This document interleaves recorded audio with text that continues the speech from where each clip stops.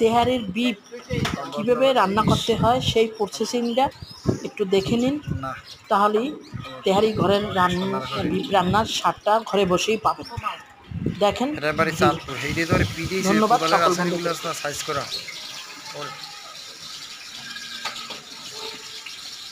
অবস্থা করছে মাথান দিমন আমার খুব খারাপ লাগবে। 20 তারিখের সন্ধ্যা, 20 তারিখ ইফতারি পর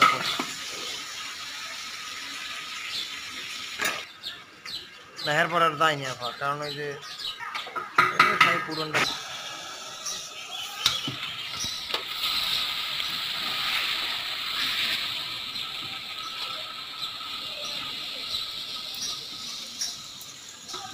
এবার ভিডিও করে কেটা খান সাহেব।